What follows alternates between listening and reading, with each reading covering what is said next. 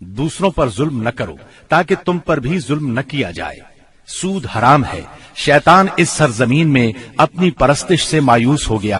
پھر فرمایا، اور میں تم میں ایسی چیز چھوڑے جا رہا ہوں کہ اگر تم نے اس کو مضبوطی سے پکڑے رکھا تو اس کے بعد ہرگز گمراہ نہیں ہوگے، اور وہ ہے اللہ کی کتاب۔ لوگوں، اپنے رب کے گھر کا حج کرنا اور اپنے حکمرانوں کی اطاعت کرنا، ایسا کرو گے تو اپنے رب کی جنت میں داخل ہوگے۔ ہاں، تم سے میرے متعلق پوچھا جانے والا ہے، تو تم لوگ کیا کہو گے؟ صحابہ کرام رضی اللہ عنہم نے جواب دیا، ہم گواہی دیتے ہیں کہ آپ نے تبلیغ کر دی، پیغام پہنچا دیا اور خیر خواہی کا حق ادا کر دیا۔ یہ سن کر آپ نے شہادت کی انگلی کو آسمان کی طرف اٹھایا اور لوگوں کی طرف جھکاتے ہوئے 3 بار فرمایا، اے اللہ، گواہ رہنا۔ آپ کے ارشادات کو ربیہ بن امیہ بن خلف اپنی بلند آواز سے لوگوں تک پہنچاتے رہے۔ جب آپ خطبہ دینے سے فارغ ہو چکے تو اللہ عز و جل نے میدان عرفات ہی میں تکمیل دین کی آیت نازل فرمائی، آج میں نے تمہارے لیے تمہارا دین مکمل کر دیا اور تم پر اپنی نعمت پوری کر دی اور تمہارے لیے اسلام کو بحیثیت دین پسند کر لیا۔ سیدنا عمر رضی اللہ عنہ نے یہ آیت سنی تو رونے لگے۔ ان سے پوچھا گیا، آپ کیوں رو رہے ہیں؟ فرمایا، اس لیے کہ کمال کے بعد زوال ہی تو ہے۔ خطبے کے بعد بلال رضی اللہ عنہ نے اذان دی، پھر اقامت کہی۔ رسول اللہ صلی اللہ علیہ وسلم نے ظہر کی نماز پڑھائی۔ اس کے بعد بلال نے پھر اقامت کہی اور آپ نے عصر کی نماز پڑھائی، اور ان دونوں نمازوں کے درمیان کوئی اور نماز نہیں پڑھی۔ اس کے بعد سوار ہو کر آپ جائے وقوف پر تشریف لائے۔ اپنی اونٹنی قصوا کا شکم پہاڑوں کی طرف کیا اور جبل مشات یعنی پیدل چلنے والوں کی راہ میں واقع ریت کے تودے کو سامنے کیا اور قبلہ رخ مسلسل اسی حالت میں وقوف فرمایا، یہاں تک کہ سورج غروب ہونے لگا۔ تھوڑی زردی ختم ہوئی، پھر سورج کی ٹکیا غائب ہو گئی۔ اس کے بعد آپ نے سیدنا اسامہ رضی اللہ عنہ کو اپنے پیچھے بٹھایا اور وہاں سے روانہ ہو کر مزدلفہ تشریف لائے۔ مزدلفہ میں مغرب اور عشاء کی نمازیں 1 اذان اور 2 اقامت سے پڑھی، درمیان میں کوئی نفل نماز نہیں پڑھی۔ اس کے بعد آپ لیٹ گئے اور طلوع فجر تک لیٹے رہے۔ اس کے بعد آپ نے حج کے باقی امور سر انجام دیے، حتیٰ کہ 13 ذی الحج کو سوار ہو کر خانہ کعبہ تشریف لے گئے، الوداعی طواف کیا اور فجر کی نماز پڑھی۔ پھر مکہ مکرمہ سے نکل کر مدینہ منورہ کی طرف کوچ فرمایا۔ جب مدینہ طیبہ کے قریب پہنچے اور اس کے آثار دکھائی دینے لگے تو 3 بار فرمایا، اللہ اکبر۔ پھر فرمایا، اللہ کے سوا کوئی معبود نہیں، وہ تنہا ہے، اس کا کوئی شریک نہیں، اسی کے لیے بادشاہت ہے اور اسی کے لیے تعریف، اور وہ ہر چیز پر قادر ہے۔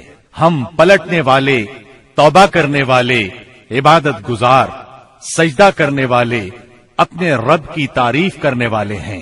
اللہ نے اپنا وعدہ سچ کر دکھایا، اپنے بندے کی مدد کی اور تنہا ساری جماعتوں کو شکست دی۔ رومیوں کو اسلام اور اہل اسلام کی ترقی قطعاً گوارا نہیں تھی۔ ان کے ہاں رہنے والا کوئی شخص مسلمان ہو جاتا تو اس کی زندگی خطرے میں پڑ جاتی۔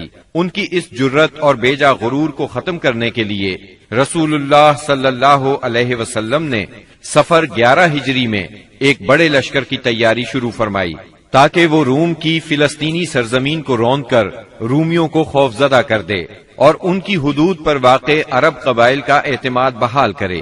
اس سلسلے میں رسول اللہ صلی اللہ علیہ وسلم نے 700 فوجیوں کا ایک لشکر تیار فرمایا۔ سیدنا اسامہ بن زید رضی اللہ عنہ کو لشکر کا سالار مقرر فرمایا۔ یہ آزاد کردہ غلام سیدنا زید رضی اللہ عنہ کے بیٹے تھے۔ 28 صفر 11 ہجری کو بیماری کی حالت میں آپ نے سیدنا اسامہ رضی اللہ عنہ کا جھنڈا اپنے دست مبارک سے درست فرمایا۔ بڑے بڑے جلیل القدر صحابہ کرام سیدنا اسامہ رضی اللہ عنہ کی ماتحتی میں اس لشکر میں شریک تھے۔ سیدنا علی اور سیدنا عباس رضی اللہ عنہما آپ کی تیمارداری کی غرض سے مدینے میں ٹھہر گئے۔ سیدنا ابو بکر صدیق رضی اللہ عنہ اور سیدنا عمر رضی اللہ عنہ امیر لشکر سیدنا اسامہ سے اجازت لے کر آپ صلی اللہ علیہ وسلم کی عیادت کے لیے آتے جاتے رہے۔ آپ کی علالت میں روز بروز اضافہ ہو رہا تھا۔ یہ لشکر مدینہ منورہ سے روانہ ہوا، مدینے سے 3 میل دور مقام جرف میں خیمہ زن ہوا۔ اس وقت رسول اللہ صلی اللہ علیہ وسلم کی بیماری کی تشویشناک خبریں موصول ہو رہی تھیں، چنانچہ اسامہ رضی اللہ عنہ اپنے لشکر کے ساتھ وہیں رکے رہے، بلکہ اللہ کے فیصلے کے انتظار میں ٹھہرنے پر مجبور ہو گئے، اور اللہ کا فیصلہ یہ تھا کہ یہ لشکر ابو بکر صدیق رضی اللہ عنہ کے عہد خلافت میں روانہ ہو۔ یہ عہد صدیقی کی پہلی فوجی مہم قرار پائی۔ جب رسول اللہ صلی اللہ علیہ وسلم نے رسالت کی تبلیغ اور امت کی خیر خواہی کا کام مکمل کر لیا تو آپ کے اقوال و افعال میں دنیا سے رحلت کے آثار نمایاں ہونا شروع ہو گئے۔ آپ نے 10ویں سال رمضان میں 20 دن کا اعتکاف فرمایا، اور سیدنا جبریل علیہ السلام نے آپ کو 2 مرتبہ قرآن کا دور کرایا۔ آپ نے اپنی صاحبزادی فاطمہ رضی اللہ عنہا سے فرمایا، میں سمجھتا ہوں میرا آخری وقت آ چکا ہے۔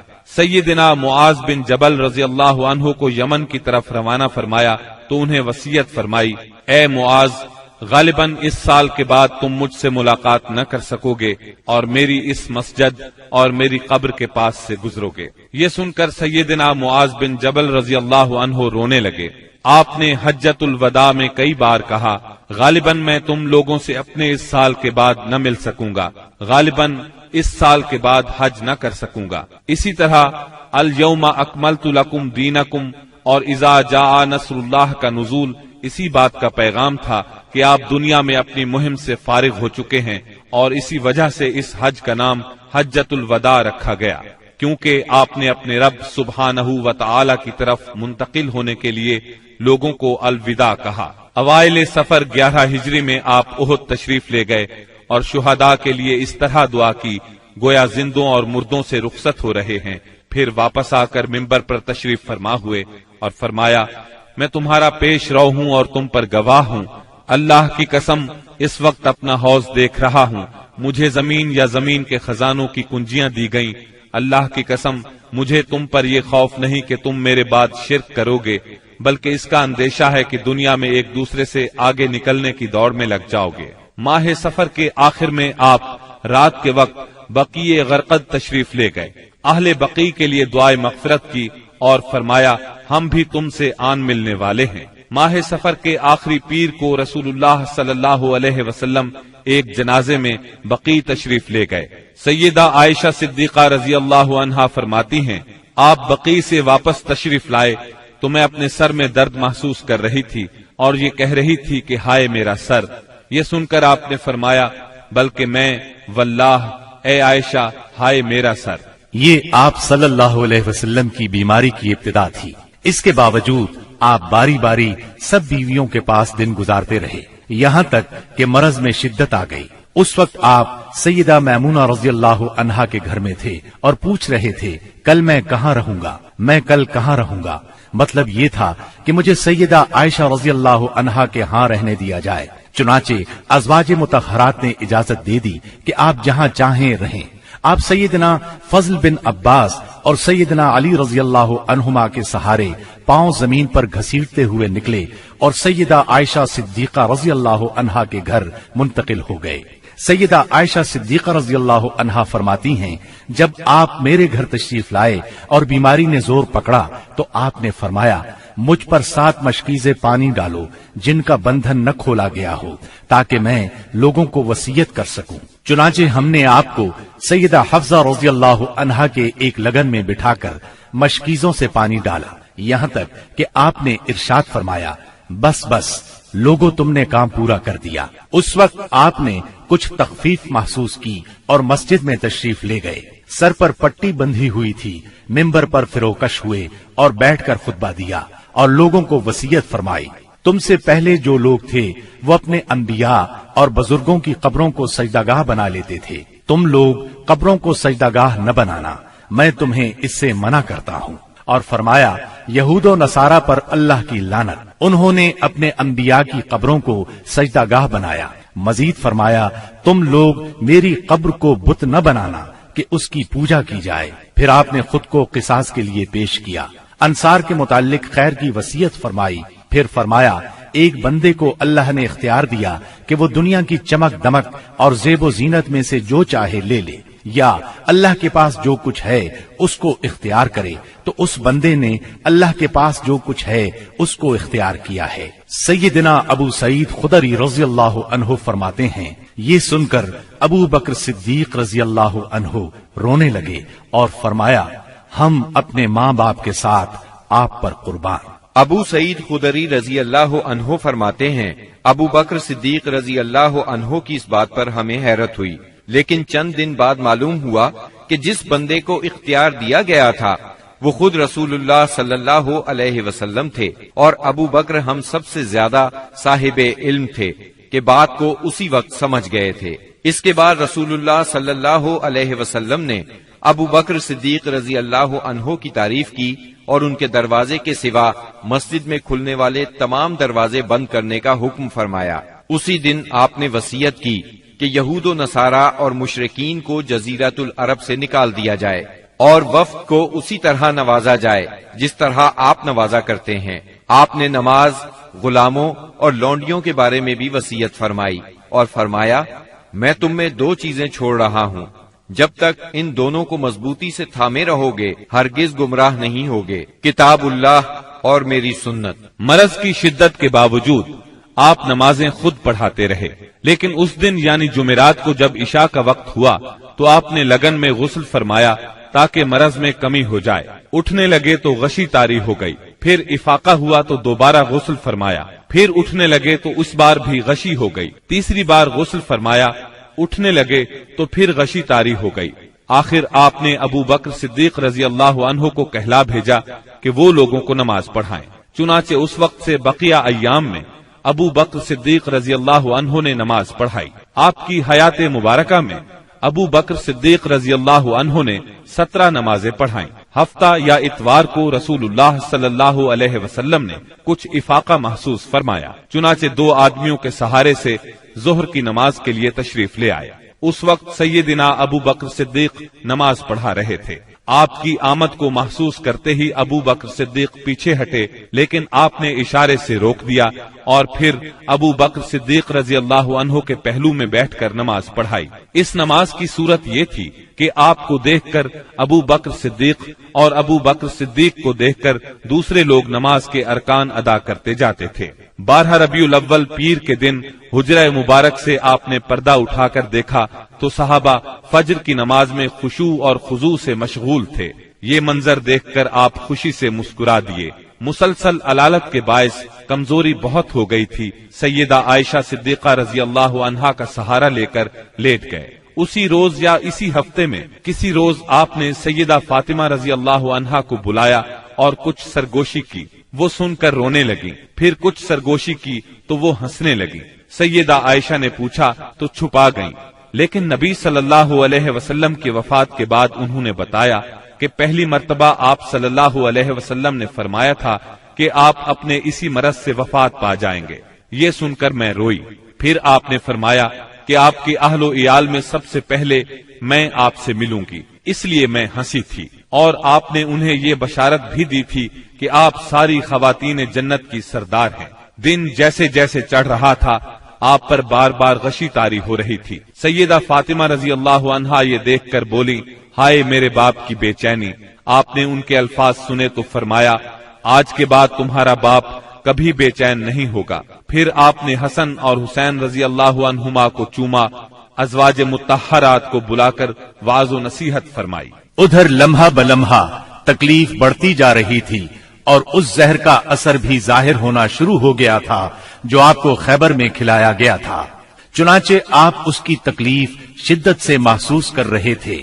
آپ نے اس حالت میں چہرے پر ایک چادر ڈال رکھی تھی، جب سانس پھولنے لگتا تو چادر چہرے سے ہٹا دیتے۔ اس حالت میں بھی آپ نے فرمایا، یہود و نصارہ پر اللہ کی لعنت، انہوں نے اپنے انبیاء کی قبروں کو سجدہ گاہ بنایا، مطلب یہ تھا کہ تم ایسے کام نہ کرنا۔ آپ نے ان لمحات میں یہ وصیت بھی فرمائی، سرزمین عرب میں 2 دین باقی نہ رہنے دیے جائیں۔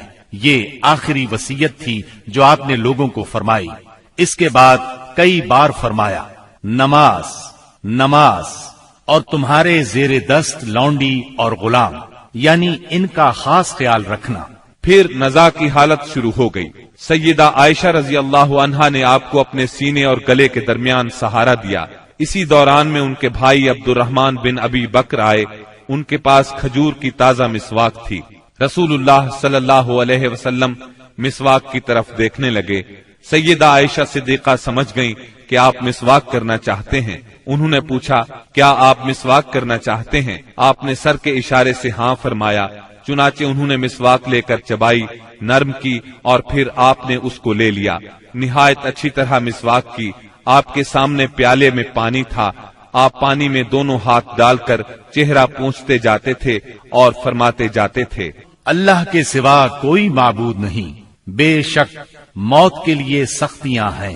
پھر آپ نے دونوں ہاتھ یا انگلی اٹھائی، نگاہ چھت کی طرف بلند کی، دونوں ہونٹوں پر کچھ حرکت ہوئی۔ سیدہ عائشہ رضی اللہ عنہا نے کان لگایا تو آپ فرما رہے تھے، ان انبیاء، صدیقین، شہداء اور صالحین کے ساتھ جنہیں تو نے انعام سے نوازا، اے اللہ مجھے بخش دے اور مجھ پر رحم فرما اور مجھے رفیق اعلیٰ میں پہنچا دے، اے اللہ رفیق اعلیٰ۔ آخری فقرہ 3 بار دہرایا اور روح پرواز کر گئی، ہاتھ جھک گیا اور آپ رفیق اعلیٰ سے جا ملے۔ یہ پیر کا دن تھا، ربیع الاول کی 12 تاریخ اور ہجرت کا 11واں سال تھا۔ اس وقت نبی صلی اللہ علیہ وسلم کی عمر 63 سال 4 دن ہو چکی تھی۔ انا للہ و انا الیہ راجعون۔ اس سانحہ عظیم کی خبر آن کی آن میں صحابہ کرام رضی اللہ عنہم میں پھیل گئی۔ دنیا ان پر تاریک ہو گئی۔ قریب تھا کہ وہ اپنے حواس کھو بیٹھتے، کیونکہ کوئی دن اس سے تابناک اور روشن نہیں تھا جس دن آپ مدینہ منورہ تشریف لائے تھے، اور کوئی دن اس دن سے زیادہ تاریک نہیں تھا جس دن آپ نے وفات پائی۔ صحابہ کرام رو رو کر اس طرح آہیں بھر رہے تھے جیسے حاجیوں کا شور برپا ہو۔ دوسری طرف سیدنا عمر رضی اللہ عنہ کی رنج اور غم سے یہ حالت تھی کہ مسجد کے صحن میں کھڑے فرما رہے تھے، رسول اللہ صلی اللہ علیہ وسلم اس وقت تک وفات نہیں پا سکتے جب تک کہ اللہ تعالی منافقین کو فنا نہ کر دے۔ آپ ان لوگوں کو قتل کرنے کی دھمکیاں دے رہے تھے جو یہ کہیں کہ آپ وفات پا گئے ہیں۔ ابو بکر صدیق رضی اللہ عنہ اس وقت وہاں موجود نہیں تھے۔ صبح کی نماز کے بعد جب انہوں نے آپ کے مرض میں کمی محسوس کی تو سخ میں واقع اپنے مکان پر چلے گئے تھے۔ جو ہی انہیں آپ کی وفات کی خبر ملی، فوراً گھوڑے پر سوار ہوئے اور اتر کر مسجد نبوی میں داخل ہوئے۔ لوگوں سے کوئی بات نہ کی، سیدھے عائشہ صدیقہ کے حجرے میں گئے، آپ کے جسد اطہر کی طرف بڑھے۔ آپ کا جسد دھاری دار یمنی چادر سے ڈھکا ہوا تھا۔ انہوں نے چادر چہرہ مبارک سے اٹھائی، پیشانی پر بوسہ دیا، روئے اور فرمایا، میرے ماں باپ آپ پر قربان، اللہ آپ پر 2 موتیں جمع نہیں فرمائے گا۔ جو موت آپ کے لیے لکھ دی گئی تھی وہ آ چکی۔ اس کے بعد سیدنا ابو بکر صدیق رضی اللہ عنہ باہر تشریف لائے اور فرمایا، عمر بیٹھ جاؤ، مگر انہوں نے بیٹھنے سے انکار کر دیا۔ چنانچہ انہیں ان کے حال پر چھوڑ کر ابو بکر صدیق رضی اللہ عنہ منبر کے پاس تشریف لائے اور اس کے بازو میں کھڑے ہو گئے۔ صحابہ کرام بھی سیدنا عمر رضی اللہ عنہ کے پاس سے ہٹ کر ان کے پاس جمع ہو گئے۔ سیدنا ابو بکر صدیق رضی اللہ عنہ نے فرمایا، تم میں سے جو شخص محمد صلی اللہ علیہ وسلم کی پوجا کرتا تھا تو وہ جان لے کہ محمد صلی اللہ علیہ وسلم کی موت واقع ہو چکی ہے، اور تم میں سے جو شخص اللہ کی عبادت کرتا تھا تو یقیناً اللہ ہمیشہ زندہ رہنے والا ہے، کبھی نہیں مرے گا۔ پھر سیدنا ابو بکر صدیق رضی اللہ عنہ نے سورہ آل عمران کی آیت نمبر 144 تلاوت کی۔ محمد نہیں ہیں مگر رسول ہی، ان سے پہلے بھی بہت سے رسول گزر چکے ہیں، تو کیا اگر ان کی موت واقع ہو جائے یا وہ قتل کر دیے جائیں تو تم لوگ اپنی ایڑیوں کے بل پلٹ جاؤ گے؟ اور جو شخص اپنی ایڑیوں کے بل پلٹ جائے تو وہ اللہ کو کچھ نقصان نہیں پہنچا سکتا۔ سیدنا ابن عباس رضی اللہ عنہ ارشاد فرماتے ہیں، اللہ کی قسم ایسا لگتا تھا کہ لوگوں نے اس سے پہلے جانا ہی نہیں تھا کہ اللہ نے یہ آیت نازل فرمائی ہے۔ یہاں تک کہ ابو بکر صدیق رضی اللہ عنہ نے اس آیت کی تلاوت کی تو سارے لوگوں نے ان سے یہ آیت اخذ کی اور تب ایسا محسوس ہوا کہ ہر کوئی اس آیت کی تلاوت کر رہا ہے۔ خود سیدنا عمر رضی اللہ عنہ کا ارشاد ہے، اللہ کی قسم میں نے جو ہی سیدنا ابو بکر صدیق رضی اللہ عنہ کو یہ آیت تلاوت کرتے سنا تو جان گیا کہ یہ حق ہے، پس میں ٹوٹ کر رہ گیا، یہاں تک کہ میرے پاؤں مجھے اٹھا ہی نہیں رہے تھے اور میں زمین کی طرف لڑھک گیا، اور میں نے جان لیا کہ واقعی نبی اکرم صلی اللہ علیہ وسلم کی وفات ہو چکی ہے۔ اس آیت کا سننا تھا کہ صحابہ کرام کی آنکھیں کھل گئیں اور ایسا معلوم ہوا کہ یہ آیت آج ہی اتری ہے، ہر صحابی کی زبان پر یہی آیت تھی، اسی کا چرچا تھا۔ نبی کریم صلی اللہ علیہ وسلم کی تجہیز و تکفین کا کام منگل کو شروع ہوا۔ سیدنا فضل بن عباس، سیدنا علی المرتضی اور سیدنا اسامہ بن زید رضی اللہ عنہم نے غسل دیا۔ سیدنا عباس رضی اللہ عنہ بھی موجود تھے۔ سیدہ عائشہ صدیقہ رضی اللہ عنہا کے حجرے میں آپ نے وفات پائی، وہیں آپ کو دفن کیا گیا۔ یہ حجرہ آج تک روضہ نبوی کے نام سے موسوم ہے۔ اب ذرا سرکار دو عالم صلی اللہ علیہ وسلم کے حلیہ مبارک کا بیان ہو جائے۔ سیدہ ام معبد رضی اللہ عنہا نے رسول اللہ صلی اللہ علیہ وسلم کا جو حلیہ مبارک بیان فرمایا ہے، الرحیق المختوم کے مؤلف نے اس کو اپنے الفاظ میں کچھ اس طرح بیان کیا ہے: چمکتا دمکتا رنگ، تابناک چہرہ، خوبصورت ساخت، جمال جہاں تاب کے ساتھ ڈھلا ہوا پیکر، سرمگی آنکھیں، دراز پلکیں، بھاری آواز، چمکدار لمبی گردن، گھنی داڑھی، باریک اور باہم پیوستہ ابرو، خاموشی کی حالت میں باوقار، گفتگو کریں تو منہ سے پھول جھڑیں، دور و نزدیک سے دیکھنے میں سب سے زیادہ تابناک اور پرجمال، خوبصورت، شیریں ادا، گفتگو چاشنی لیے ہوئے، بات واضح اور دو ٹوک، انداز ایسا کہ لڑی سے جیسے موتی جھڑیں، درمیانے سے قدرے نکلتا ہوا انتہائی جاذب نظر قد، جیسے دو شاخوں کے درمیان ایک انتہائی تر و تازہ شاخ، آپ کے رفقا آپ کے گرد حلقہ بنائے ہوئے، کچھ فرمائیں تو توجہ سے سنتے ہیں، کوئی حکم دیں تو لپک کر بجا لائیں، رنگ مبارک نہ بہت سفید نہ گندم گوں، اعضاء متناسب، سینہ کشادہ، کندھوں کے درمیان عام تناسب سے قدرے زیادہ فاصلہ، سر بڑا لیکن متناسب، کشادہ پیشانی جس سے شرافت ٹپکے، بال مبارک سیاہ اور گھنے، قدرے گھنگرالے جو کانوں کی لو تک آتے تھے، بھویں محرابی یعنی آپس میں ملی ہوئی، رخ انور سبک، درازی کی طرف مائل، اس قدر روشن اور چمکدار کے دل میں اتر جائے، بڑی بڑی سیاہ آنکھیں، لمبی پلکیں، خوبصورت ابھری ہوئی ستواں ناک، دانت کشادہ، چمکدار، موتیوں کی مانند، جلد صاف، نرم اور ریشم سے زیادہ ملائم، چہرہ انور پر غور و فکر کے آثار نمایاں، غرض آپ مکے بھر میں سب سے زیادہ حسین تھے، اور آگے بڑھ کر کہتا ہوں آپ دنیا بھر میں سب سے زیادہ خوبصورت تھے، سبحان اللہ۔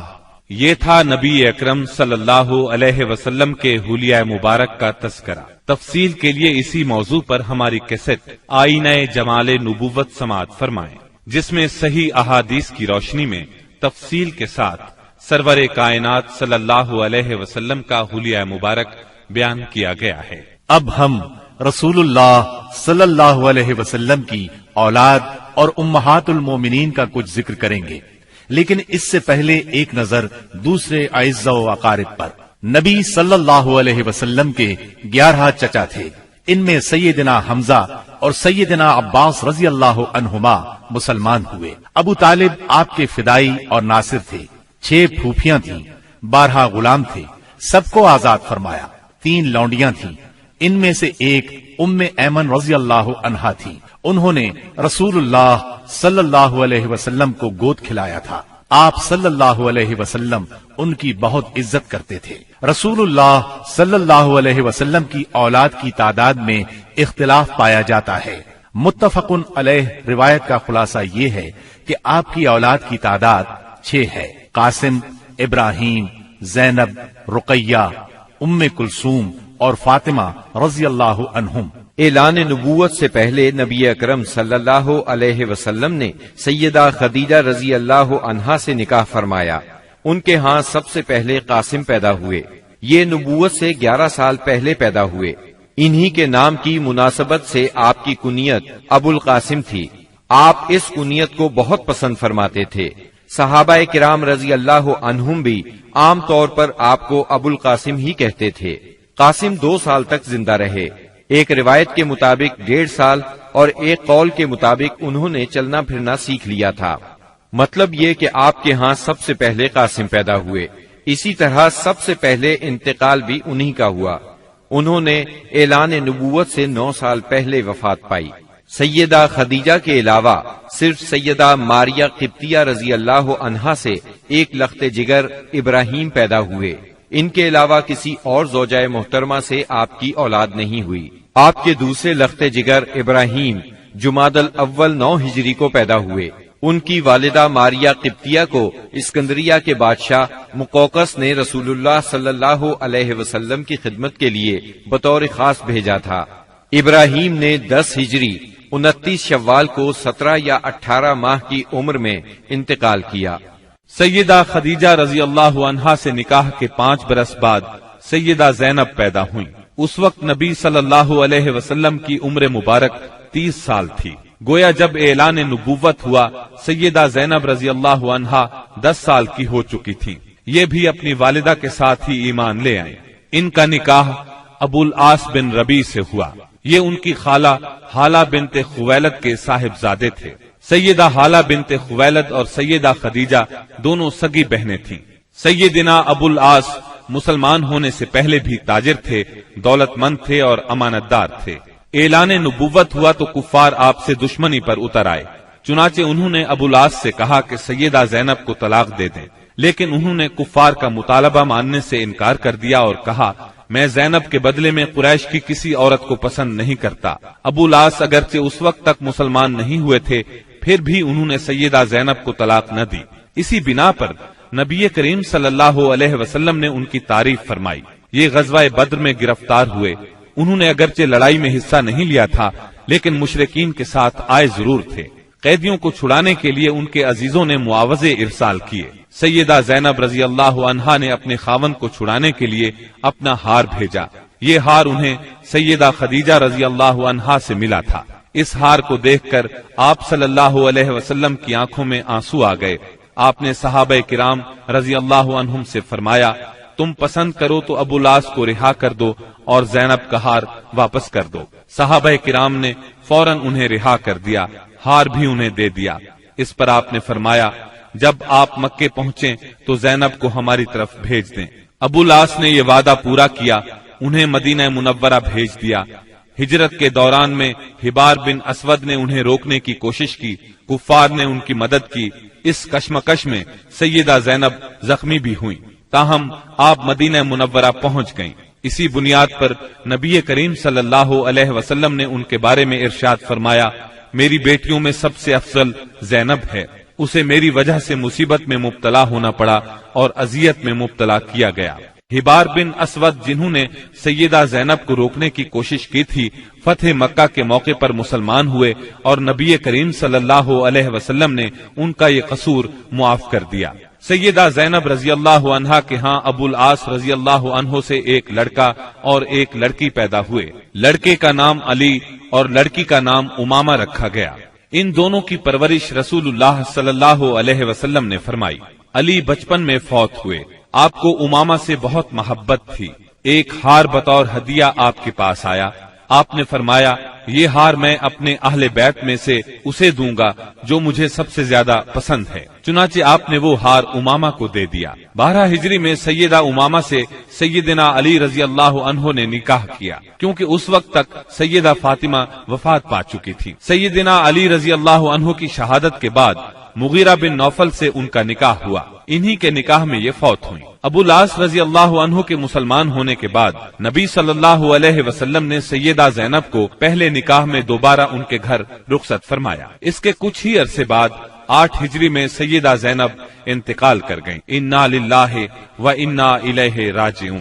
سیدہ زینب کے بعد سیدہ خدیجہ رضی اللہ عنہا کے ہاں سیدہ رقیہ پیدا ہوئیں۔ یہ ان سے 3 سال بعد پیدا ہوئیں۔ ان کی پیدائش کے وقت نبی اکرم صلی اللہ علیہ وسلم کی عمر 33 سال تھی، گویا اعلان نبوت کے وقت ان کی عمر 7 سال تھی۔ یہ بھی اپنی والدہ کے ساتھ ہی ایمان لے آئیں۔ اسلام سے پہلے رسول اللہ صلی اللہ علیہ وسلم نے ان کا نکاح اپنے چچا ابو لہب کے بیٹے عتبہ سے کر دیا تھا۔ رخصتی نہیں ہوئی تھی۔ آپ نے نبوت کا اعلان فرمایا تو ابو لہب دشمنی میں سب سے آگے بڑھ گیا۔ اس نے بیٹے کو حکم دیا، محمد کی بیٹی کو طلاق دے دو، طلاق نہیں دو گے تو تم سے بات نہیں کروں گا۔ باپ کے کہنے پر اس نے سیدہ رقیہ رضی اللہ عنہا کو طلاق دے دی، یعنی یہ طلاق صرف اسلام دشمنی کی بنیاد پر دی گئی تھی۔ اس کے بعد آپ نے سیدہ رقیہ رضی اللہ عنہا کا نکاح سیدنا عثمان رضی اللہ عنہ سے کر دیا۔ سیدہ رقیہ نے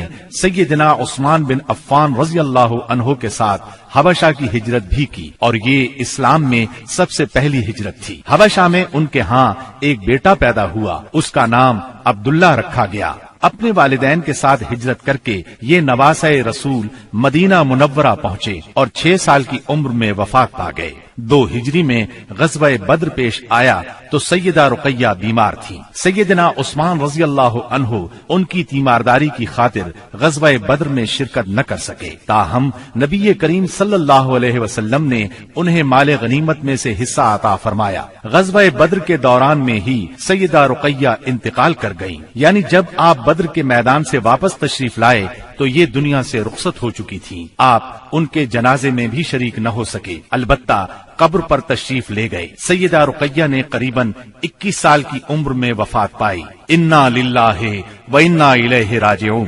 سیدہ ام کلثوم رضی اللہ عنہا نبی کریم صلی اللہ علیہ وسلم کی تیسری صاحبزادی ہیں۔ یہ اپنی کنیت ہی سے مشہور ہوئیں۔ آپ نے نبوت کا اعلان فرمایا تو والدہ اور بہنوں کے ساتھ ایمان لائیں، ہجرت تک مکے میں رہیں۔ اعلان نبوت سے پہلے آپ نے ان کا نکاح ابو لہب کے دوسرے بیٹے عتیبہ سے کر دیا تھا، رخصتی نہیں ہوئی تھی۔ اسلام لانے پر ابو لہب نے انہیں بھی طلاق دلوائی۔ غزوہ بدر کے موقع پر جب سیدہ رقیہ کا انتقال ہو گیا تو سیدنا عثمان پر ان کی وفات کا بہت اثر ہوا، ہر وقت غمگین رہتے تھے۔ آپ نے انہیں اس درجے غمگین دیکھ کر ایک روز فرمایا، اے عثمان، مجھے اللہ نے حکم دیا ہے کہ میں اپنی دوسری بیٹی آپ کے نکاح میں دے دوں۔ جو مہر رقیہ کا مقرر ہوا تھا اتنا ہی مہر ام کلثوم کا ہوا۔ اس طرح سیدنا عثمان رضی اللہ عنہ سے ان کا نکاح ہوا اور آپ ذوالنورین کہلائے، یعنی 2 نوروں والے۔ یہ نکاح ربیع الاول 3 ہجری میں ہوا۔ ام کلثوم کے ہاں کوئی اولاد نہیں ہوئی۔ جب تک سیدہ ام کلثوم سیدنا عثمان کے نکاح میں رہیں، انہوں نے کسی اور عورت سے نکاح نہیں کیا۔ سیدہ ام کلثوم کا انتقال بھی نبی صلی اللہ علیہ وسلم کی زندگی میں ہوا۔ انہوں نے شعبان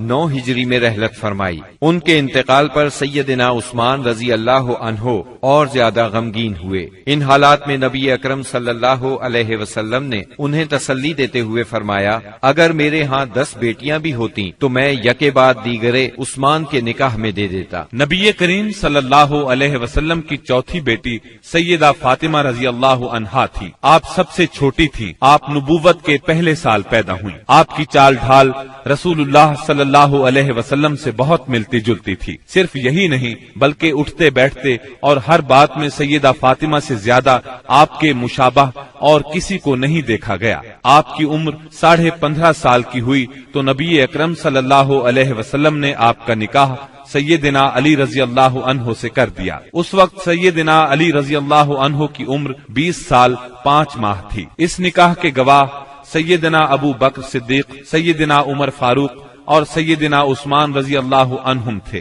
نبی صلی اللہ علیہ وسلم نے آخری اوقات میں سیدہ فاطمہ رضی اللہ عنہا کو بہت وصیتیں فرمائیں۔ ان میں سے ایک یہ تھی، میری وفات پر ماتم نہ کرنا، چہرے کو نہ پیٹنا، بال نہ نوچنا، نوحہ نہ کرنا، نہ نوحہ کرنے والوں کو بلانا۔ نبی صلی اللہ علیہ وسلم کی وفات کے بعد آپ صرف 6 ماہ زندہ رہیں، پھر چند روز بیمار رہ کر وفات پا گئیں۔ انتقال 3 رمضان 11 ہجری بروز منگل ہوا۔ انا للہ و انا الیہ راجعون۔ رسول اللہ صلی اللہ علیہ وسلم نے آپ کے بارے میں فرمایا، فاطمہ میرے جسم کا ٹکڑا ہے، جس نے فاطمہ کو ناراض کیا اس نے مجھے ناراض کیا۔ اسی طرح آپ کو سیدہ فاطمہ رضی اللہ عنہا کی اولاد سیدنا حسن بن علی اور سیدنا حسین بن علی سے بہت محبت تھی۔ اللہ تعالیٰ کی سیدہ فاطمہ پر ہزارہا رحمتیں ہوں۔ اب ہم نبی اکرم صلی اللہ علیہ وسلم کی ازواج مطہرات کا تذکرہ کریں گے۔ نبی صلی اللہ علیہ وسلم کی سب سے پہلی زوجہ محترمہ سیدہ خدیجہ بنت خویلد رضی اللہ عنہا ہیں۔ آپ صلی اللہ علیہ وسلم کے فرزند ابراہیم رضی اللہ عنہ کے سوا آپ کی تمام اولاد انہی سے ہوئی۔ آپ پوری زندگی انہیں یاد کرتے رہے، ان کی قربانیوں کا ذکر کرتے رہے۔ سیدہ خدیجہ رضی اللہ عنہا کے والد اپنے قبیلے میں باحیثیت آدمی تھے۔ انہوں نے مکے میں رہائش اختیار کی، وہیں انہوں نے فاطمہ بنت زائدہ سے شادی کی۔ انہی سے سیدہ خدیجہ رضی اللہ عنہا پیدا ہوئیں، جو امت مسلمہ کی پہلی ام المومنین بنی۔ آپ عام الفیل سے 15 سال پہلے پیدا ہوئیں۔ اس طرح آپ نبی اکرم صلی اللہ علیہ وسلم سے قریباً 15 سال بڑی تھی۔ رسول اللہ صلی اللہ علیہ وسلم سے پہلے آپ کے 2 نکاح ہوئے۔ پہلے خاوند کا نام عتیق بن عابد مخزومی اور دوسرے کا نام ابو حالہ تھا۔ دوسرے شوہر کی موت کے بعد آپ پر تجارت کا بوجھ آ پڑا۔ تجارت آپ کا خاندانی پیشہ تھا۔ اس زمانے میں رسول اللہ صلی اللہ علیہ وسلم بھی تجارت کا مال لے کر شام جاتے تھے، اور آپ صلی اللہ علیہ وسلم صادق اور امین مشہور ہو چکے تھے۔ سیدہ تک آپ کی شہرت پہنچی تو انہوں نے اپنا سامان تجارت آپ کے حوالے کیا۔ آپ وہ سامان شام لے گئے۔ اس سفر میں انہیں بہت زیادہ منافع ہوا۔ اس طرح سیدہ خدیجہ رضی اللہ عنہا آپ سے بہت زیادہ متاثر ہو گئیں، اور آپ نے نبی اکرم صلی اللہ علیہ وسلم کو نکاح کا پیغام دیا۔ آپ نے ان کا پیغام منظور فرما لیا۔ نکاح ابو طالب نے پڑھایا۔ اس وقت رسول اللہ صلی اللہ علیہ وسلم کی عمر 25 سال اور سیدہ کی عمر 40 سال تھی۔ 40 سال کی عمر میں اللہ تعالیٰ نے آپ کو نبوت سے سرفراز فرمایا۔ آپ پر پہلی بار وحی کا نزول ہوا تو آپ گھبرا گئے، آپ پر کپ کپی طاری ہو گئی۔ ان حالات میں سیدہ خدیجہ نے آپ کو بہت سہارا دیا اور اپنے چچا زاد بھائی ورقہ بن نوفل کے پاس لے گئیں۔ یہ سابقہ آسمانی کتب کے عالم تھے۔ انہوں نے بتایا کہ آپ پر وہی فرشتہ اترا ہے جو موسیٰ علیہ السلام پر اترا تھا، یعنی اللہ نے آپ کو نبوت سے سرفراز فرمایا ہے۔ اس کے بعد آپ نے اللہ کے حکم سے نبوت کا باقاعدہ اعلان فرمایا تو سیدہ خدیجہ نے فوراً اسلام قبول کر لیا۔ سیدہ خدیجہ رضی اللہ عنہا نے ان مشکل ترین دنوں میں ہر طرح آپ کا ساتھ دیا، اپنا سب کچھ قربان کیا۔ مشرکین نے آپ کو جھٹلایا، طرح طرح سے اذیتیں پہنچائیں، جبکہ آپ نبی صلی اللہ علیہ وسلم کی ہر بات کی تصدیق کرتی رہیں۔ شیب ابی طالب کی گھاٹی میں 3 سال آپ کے ساتھ رہیں۔ یہ 3 سال انتہائی مصیبت کے سال تھے۔ مسلسل تکالیف نے آپ کو بیمار کر دیا، اور آخر آپ رمضان 10 نبوی میں اس دنیا سے رحلت کر گئیں۔ انا للہ و انا الیہ راجعون۔ نسائی اور مسند احمد کی ایک روایت کے الفاظ ہیں، جنت کی عورتوں میں سب سے افضل یہ 4 عورتیں ہیں: خدیجہ بنت خویلد، فاطمہ بنت محمد، مریم بنت عمران اور آسیہ زوجہ فرعون۔ بخاری کی ایک روایت میں ہے، خدیجہ تمام جہانوں کی عورتوں سے بہتر ہیں۔ رسول اللہ صلی اللہ علیہ وسلم کی دوسری زوجہ محترمہ سیدہ سودا بنت زمعہ رضی اللہ عنہا ہیں۔ آپ کا نام سودا، والد کا نام زمعہ بن قیس اور والدہ کا نام شموس بنت نفیس تھا۔ قبیلہ عامر بن لوائی سے تھی۔ رسول اللہ صلی اللہ علیہ وسلم سے پہلے ان کا نکاح سکران بن عمرو عامری رضی اللہ عنہ سے ہوا۔ یہ ان کے چچا زاد بھائی تھے۔ سیدہ سودا نے شروع ہی میں اسلام قبول کر لیا تھا۔ دونوں میاں بیوی نے کفار کا ظلم برداشت کیا، حبشہ کی طرف ہجرت بھی کی۔ کئی برس بعد جب مکہ لوٹے تو سکران کا انتقال ہو گیا، اور ان کے انتقال کے بعد نبی صلی اللہ علیہ وسلم نے ان سے نکاح فرمایا۔ آپ صلی اللہ علیہ وسلم ہجرت کر کے جب مدینہ منورہ تشریف لائے تب آپ نے انہیں بھی مدینہ بلوا لیا۔ 10 ہجری میں آپ نے حج کیا۔ اس موقع پر سیدہ سودا رضی اللہ عنہا بھی موجود تھی۔ آپ کا انتقال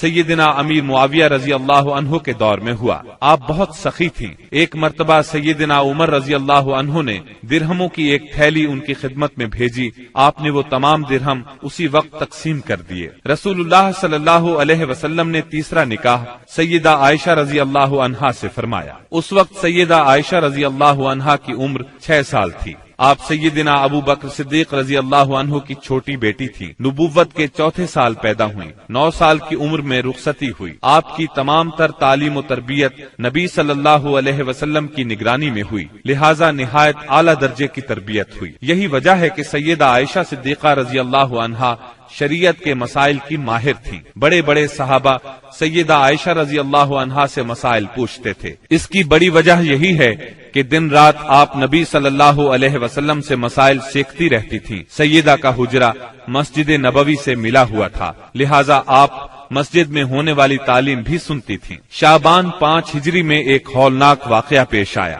نبی صلی اللہ علیہ وسلم غزوہ بنی مستلق سے واپس آ رہے تھے۔ ایک مقام پر لشکر نے پڑاؤ ڈالا۔ صبح سویرے قافلے کی روانگی سے پہلے آپ قضائے حاجت کے لیے دور نکل گئیں۔ اس وقت آپ کے گلے میں ایک ہار تھا۔ یہ ہار ان کی بڑی بہن سیدہ اسماء رضی اللہ عنہا کا تھا۔ اچانک انہوں نے دیکھا کہ ہار کہیں گر گیا ہے۔ یہ اس ہار کو تلاش کرنے نکل گئیں۔ ادھر قافلہ روانہ ہو گیا۔ سیدہ اس وقت بہت دبلی پتلی تھی۔ ہودج اٹھا کر اونٹ پر رکھنے والوں کو پتہ ہی نہ چل سکا کہ آپ ہودج میں نہیں ہیں۔ ہار تلاش کر کے جب آپ قافلہ کی جگہ لوٹی تو قافلہ جا چکا تھا۔ اب تو آپ بہت پریشان ہوئیں۔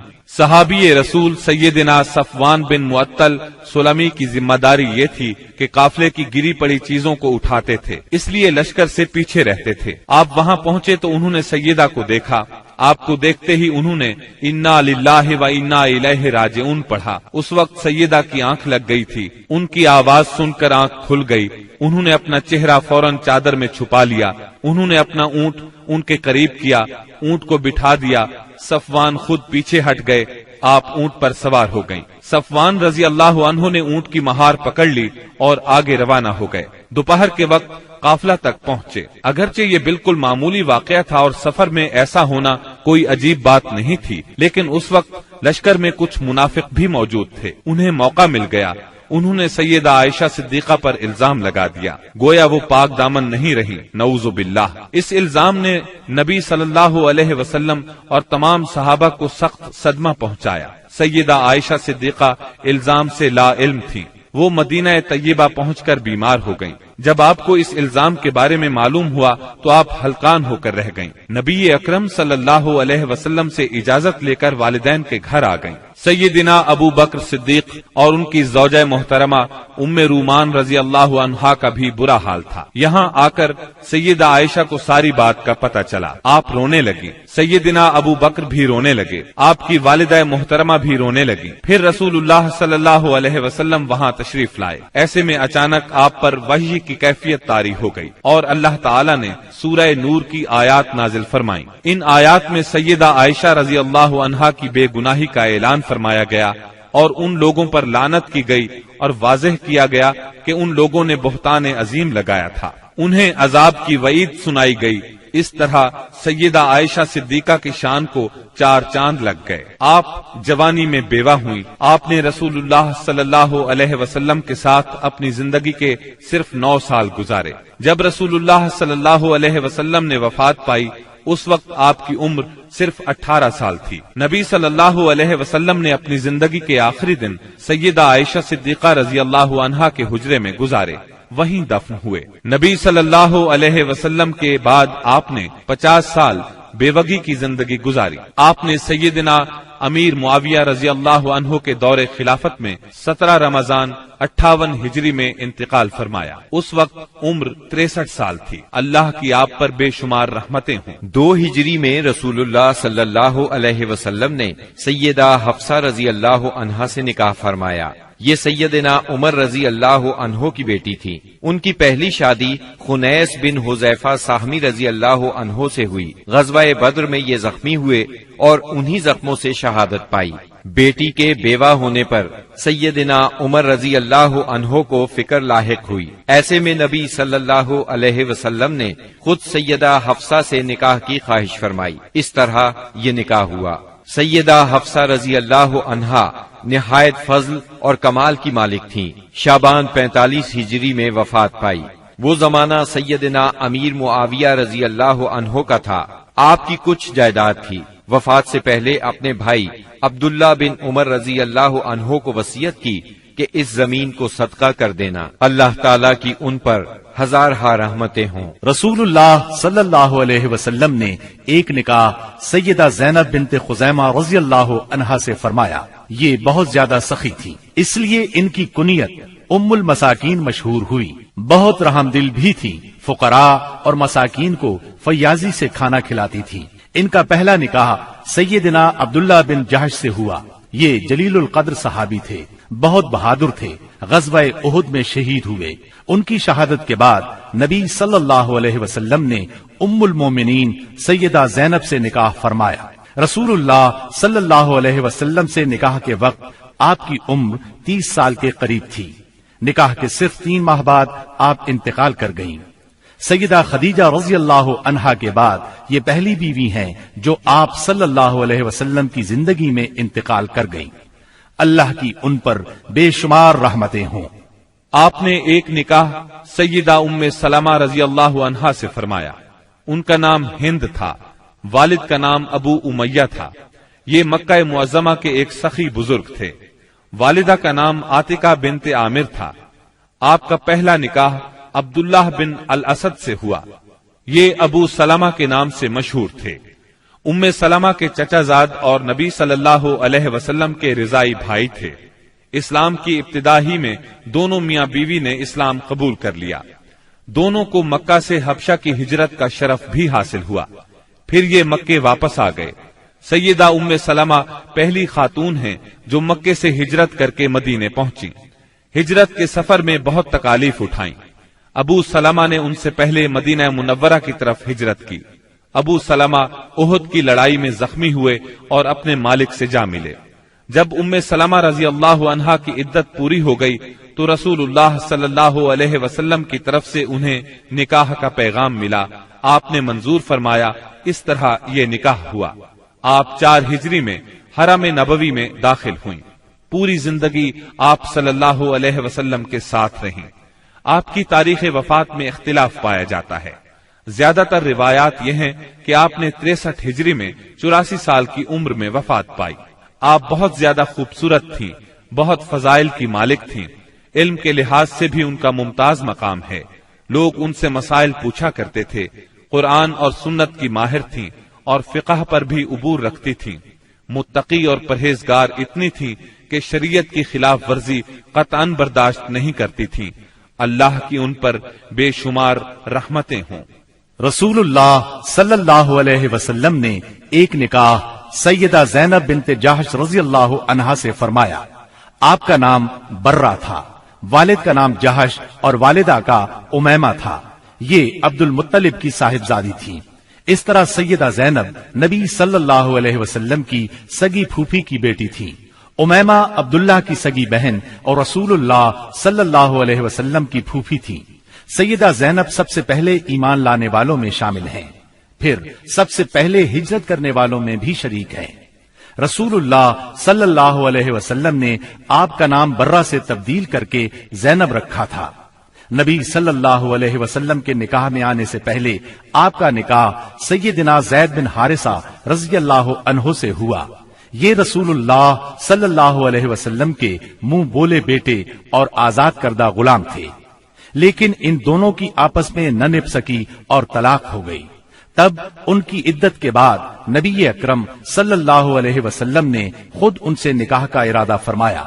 انہیں نکاح کا پیغام بھیجا۔ سیدہ زینب نے منظور کیا۔ اس پر منافقین نے تانا دیا کہ دیکھو، پیغمبر نے خود اپنے بیٹے کی عورت سے نکاح کر لیا۔ اللہ تعالیٰ نے ان بدباطنوں کے رد میں آیت خاتم النبیین نازل فرمائی۔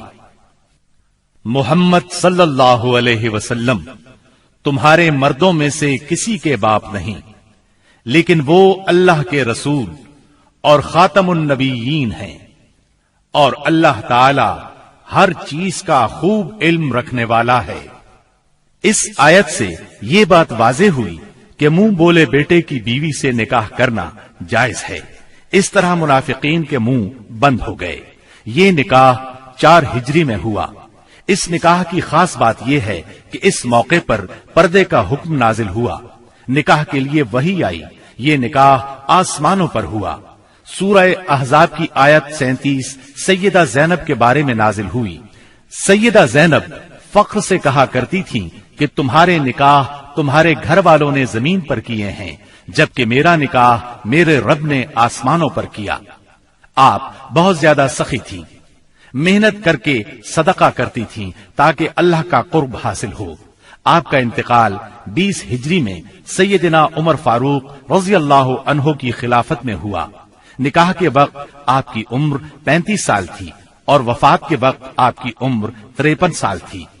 اللہ کی ان پر ہزارہا رحمتیں ہوں۔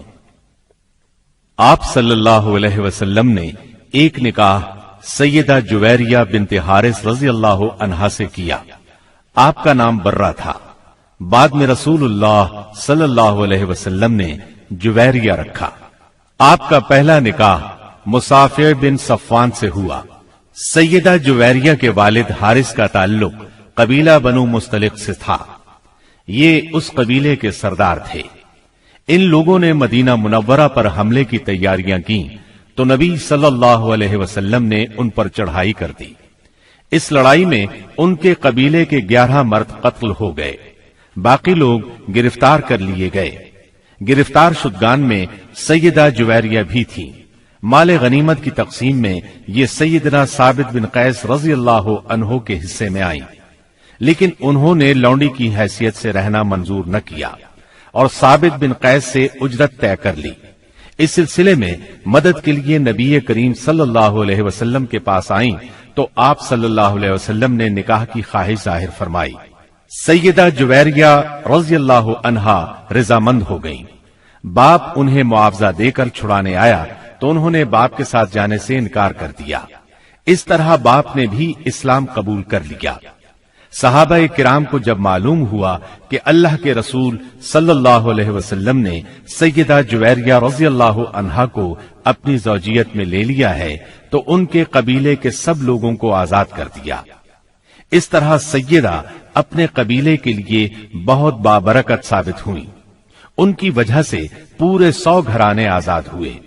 جب آپ نبی اکرم صلی اللہ علیہ وسلم کے نکاح میں آئیں اس وقت آپ کی عمر 20 سال تھی۔ وفات کے وقت عمر 65 سال تھی۔ آپ نے ربیع الاول 50 ہجری میں انتقال فرمایا۔ آپ نے نہایت سادہ اور زاہدانہ زندگی بسر کی۔ اللہ کی ان پر بے شمار رحمتیں ہوں۔ آپ نے ایک نکاح سیدہ ام حبیبہ رضی اللہ عنہا سے فرمایا۔ یہ سیدنا ابو سفیان رضی اللہ عنہ کی بیٹی تھی۔ آپ کا نام رملہ تھا۔ ام حبیبہ کنیت تھی۔ والدہ کا نام صفیہ تھا۔ بعض مورخین نے آپ کا نام ہند بھی لکھا ہے۔ آپ سیدنا معاویہ رضی اللہ عنہ کی بہن تھی۔ اعلان نبوت سے 17 سال پہلے پیدا ہوئی، شروع ہی میں مسلمان ہو گئی تھی۔ ان کا پہلا نکاح عبداللہ بن جہش سے ہوا تھا۔ دونوں میاں بیوی ساتھ ہی مسلمان ہوئے۔ دونوں نے حبشہ کی ہجرت کی۔ بدقسمتی سے حبشہ میں عبداللہ بن جہش مرتد ہو گیا۔ اس نے عیسائیت قبول کر لی، شراب پینے لگا، اسی حالت میں مر گیا۔ عدت پوری ہو گئی تو نبی صلی اللہ علیہ وسلم نے نجاشی کے ذریعے سے نکاح کا پیغام بھیجا۔ انہوں نے منظور کیا۔ نجاشی نے نکاح پڑھایا اور ان کو مدینہ منورہ روانہ کر دیا، سامان بھی ساتھ دیا۔ یہ نکاح 6 ہجری میں ہوا۔ اس وقت سیدہ کی عمر 36 یا 37 سال تھی۔ اس وقت تک ابو سفیان مسلمان نہیں ہوئے تھے۔ آپ سیرت اور صورت دونوں کے لحاظ سے ممتاز تھیں۔ نبی کریم صلی اللہ علیہ وسلم سے آپ کو بہت محبت تھی۔ ایک بار ابو سفیان ملنے کے لیے آئے تو انہیں نبی صلی اللہ علیہ وسلم کے بستر پر نہ بیٹھنے دیا۔ آپ نے 44 ہجری میں انتقال فرمایا۔ اس وقت ان کے بھائی سیدنا معاویہ رضی اللہ عنہ خلیفہ تھے۔ وفات کے وقت آپ کی عمر 73 سال تھی۔ اللہ تعالیٰ کی آپ پر بے شمار رحمتیں ہوں۔ آپ صلی اللہ علیہ وسلم نے ایک نکاح سیدہ صفیہ بنت حیی رضی اللہ عنہا سے کیا۔ آپ کی والدہ کا نام برہ اور آپ کے والد کا نام حیی بن اخطب تھا۔ یہ بنو نذیر کا سردار تھا۔ آپ کا پہلا نکاح سلام بن مشکم یہودی سے ہوا۔ سلام نے انہیں طلاق دے دی۔ دوسرا نکاح کنانہ بن ابو الحقیق سے ہوا۔ یہ خیبر کے مشہور قلعے القموس کا سردار تھا۔ خیبر کی لڑائی میں کنانہ مارا گیا۔ سیدہ صفیہ کے باپ اور بھائی بھی اس جنگ میں مارے گئے۔ خود یہ گرفتار ہوئی۔ پہلے دونوں خاوندوں سے ان کے ہاں کوئی اولاد نہیں تھی۔ مال غنیمت تقسیم ہوا تو یہ دہیہ کلبی رضی اللہ عنہ کے حصے میں آئی، لیکن صحابہ نے نبی صلی اللہ علیہ وسلم کو مشورہ دیا کہ صفیہ خود آپ کے شایان شان ہے۔ آپ نے دہیہ کلبی رضی اللہ عنہ کو ان کے بدلے ایک دوسری لونڈی دے دی اور سیدہ صفیہ کو آزاد کر کے ان سے نکاح کر لیا۔ یہ 7 ہجری کا واقعہ ہے۔ آپ نے ان سے خیبر ہی میں نکاح کیا۔ سیدہ صفیہ نے 50 ہجری میں وفات پائی۔ اس وقت عمر 60 سال تھی۔ آپ کا قد چھوٹا تھا لیکن حسین و جمیل تھی۔ آپ بھی عالم فاضل تھی۔ عورتیں آپ سے مسائل پوچھا کرتی تھیں۔ سیدہ صفیہ کو رسول اللہ صلی اللہ علیہ وسلم سے بہت محبت تھی۔ جب سیدنا عثمان رضی اللہ عنہ کو باغیوں نے گھیرا تو سیدہ صفیہ رضی اللہ عنہا نے ان کی بہت مدد کی، ضرورت کی چیزیں ان کے گھر پہنچاتی رہیں۔ اللہ تعالیٰ کی ان پر بے شمار رحمتیں ہوں۔ آپ صلی اللہ علیہ وسلم نے ایک نکاح سیدہ میمونہ بنت حارث رضی اللہ عنہا سے کیا۔ ان کا نام برہ تھا۔ آپ نے میمونہ رکھا۔ والد کا نام حارث بن حزن اور والدہ کا ہند بنت عوف تھا۔ آپ سیدنا ابن عباس اور سیدنا خالد بن ولید رضی اللہ عنہما کی حقیقی خالہ تھی، کیونکہ ان کی بڑی بہن لبابۃ الکبریٰ سیدنا عباس رضی اللہ عنہ کی زوجہ اور ابن عباس کی ماں تھی۔ دوسری بہن لبابۃ الصغریٰ ولید بن مغیرہ کی بیوی اور خالد بن ولید رضی اللہ عنہ کی ماں تھی۔ آپ کا پہلا نکاح جاہلیت کے زمانے میں ہوا۔ ان کے خاوند کا نام مسعود بن عمرو ثقفی تھا۔ دونوں میں علیحدگی ہو گئی۔ اس کے بعد آپ کا نکاح ابو رحم بن عبد العزیٰ سے ہوا۔ ابو رحم 7 ہجری میں فوت ہو گیا۔ شوال 7 ہجری میں ہی آپ رسول اللہ صلی اللہ علیہ وسلم کے نکاح میں آئیں۔ انہوں نے خود اپنے آپ کو نکاح کے لیے پیش کیا تھا۔ اس بارے میں سورہ احزاب کی آیت 50 نازل ہوئی۔ اے نبی، آپ کے لیے وہ با ایمان عورت حلال ہے جو اپنا نفس ہبہ کر دے۔ یہ اس صورت میں کہ نبی بھی اس سے نکاح کرنا چاہے۔ یہ خاص طور پر آپ ہی کے لیے ہے، مومنوں کے لیے نہیں۔ روایات کے مطابق یہ نکاح عمرۃ القضاء کے موقع پر صرف کے مقام پر ہوا۔ رسول اللہ صلی اللہ علیہ وسلم عمرے کی غرض سے نکلے تھے۔ پھر سیدہ میمونہ آپ کے ساتھ مدینہ طیبہ آ گئیں۔ 61 ہجری میں صرف ہی کے مقام پر آپ کا انتقال ہوا۔ تمام امہات المومنین میں سب سے آخر میں یہی فوت ہوئی۔ رسول اللہ صلی اللہ علیہ وسلم نے سیدہ ماریہ قبطیہ کو بھی اپنے حرم میں داخل فرمایا۔ ان کے والد کا نام شمعون اور والدہ کا نام رومیہ تھا۔ سیدہ ماریہ کو مصر کے بادشاہ مقوقس نے 7 ہجری میں آپ کی خدمت میں بطور ہدیہ بھیجا تھا۔ ان کے ساتھ ان کی بہن سیرین بھی بطور ہدیہ آئی تھی۔ سیدہ ماریہ بہت حسین و جمیل تھی۔ آپ صلی اللہ علیہ وسلم نے انہیں بالا خانے میں ٹھہرایا۔ انہی سے آپ کے ہاں سیدنا ابراہیم پیدا ہوئے۔ یہ 17 یا 18 ماہ کی عمر میں انتقال کر گئے۔ سیدہ ماریہ رضی اللہ عنہا نے سیدنا عمر رضی اللہ عنہ کے زمانے میں انتقال فرمایا۔ جنت البقیع میں دفن ہوئیں۔ اللہ تعالی کی ان پر ہزارہا رحمتیں ہوں۔